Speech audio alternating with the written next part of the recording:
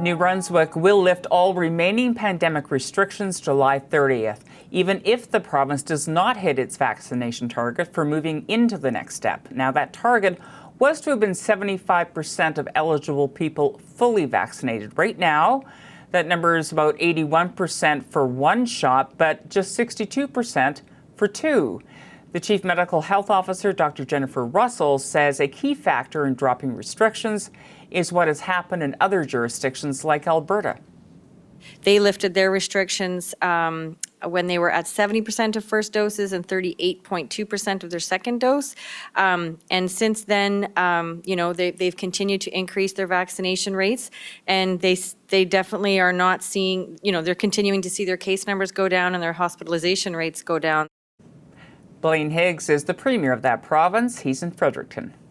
Premier Higgs, hello and welcome back to the show. Good afternoon and thank you. So you're lifting the rest of the restrictions that you have in place on July 30th at midnight, even if the province doesn't meet the target of having 75% of people eligible vaccinated, which is, I think, the target that you did have. So why have you decided to proceed like this? Well, actually, we are at about 82% vaccinated with the first dose, which is higher than our original target. And we're at about 62. We think we'll be around 70 on the 30th. And watching what's going on across the country in relation to other provinces opening up and with less of a vaccination level than we have, and not seeing the outbreaks, but, seeing basically steady as she goes, maybe some additional cases, but not the hospitalization. We here, we have 10 cases, all travel related, and no one in hospital.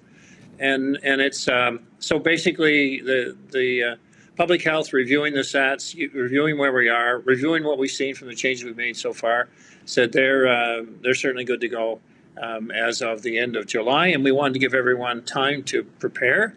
And that's why we announced today to give a week's notice. A lot of premiers, I know in this province, Jason Kenney often sort of points to hospitalizations and that we shouldn't be looking at cases so much as sort of bad outcomes. And if you've got fewer people getting seriously ill, that should give people some confidence. So I'm curious to know your level of confidence, because even with all of that, I think there's still some people out there who are just a wee bit nervous about the potential for a fourth wave and wondering whether anyone's got the political will to pull the reins in again if it ends up being a problem. Well, I think that if we thought that was a possibility, then certainly, we would be delaying further. But yes, if we need to, I mean, right now we're not projecting that will be the case. But if that should happen, we will deal with it accordingly. But I think, what we're seeing is that is exactly the criteria. Is that yes, people may have symptoms, people may feel or certainly could test positive even after the vaccinations. But they aren't having any real symptoms that are causing them to go to hospital, and that's then you get into like flu-like situations that we've been dealing with for generations.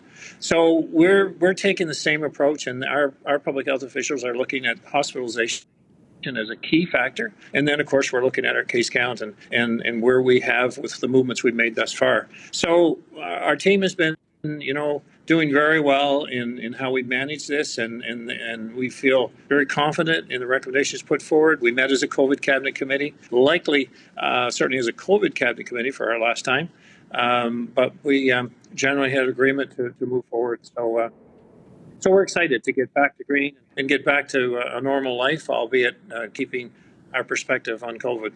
Yeah, if anyone can remember what normal is or was or what it feels like anymore, it's right. Hard to it's hard to remember sometimes.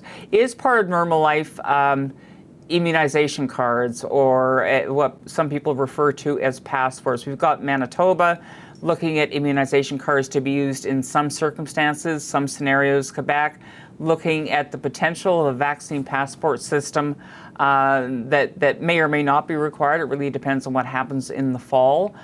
Is New Brunswick looking at as some kind of version of either of those going forward as something that you would look to implement? Certainly, I would say not likely for domestic travel, but international travel. Anyone from New Brunswick that wants to certainly go overseas or internationally, I think that's still a discussion federally of how that might work. And I anticipate there will be some validation process and an ability to identify on an official capacity that you have been fully vaccinated in order to travel internationally. And but as far as the province and domestically, we won't be pursuing it for that reason.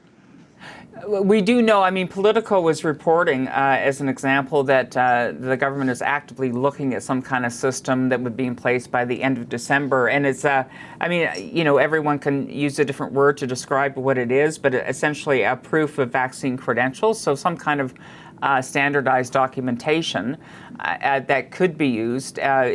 Certainly international travel, as you point out, but do you see the potential for that kind of documentation being used in other venues, particularly perhaps by specific entities that just decide it would be good business to be very careful about who they serve and who they let in? Well, certainly the ease of that capability, that's been discussed on our federal call with the Prime Minister and the other premiers. And yes, that app, when it becomes available and could be on everyone's smartphone, I think would be beneficial. And the more people have it, and there may be particular protocols that companies may want to have validation, maybe people that are traveling for them, even domestically. But I am encouraged by the interest federally to have that common app that we could use across the country, and it would be identified as a Canadian vaccination app. So we're all for that, but I think people want that just to have freedom of movement across our borders internationally. Indeed. Okay, we'll leave it there. Premier Higgs, good of you to do this. Thanks so much. You're very welcome, Kathleen. Have a good day. You too. Hi, I'm Vashi Capellos, host of Power in Politics. See more of our show by subscribing to the CBC News channel or click the link for another video.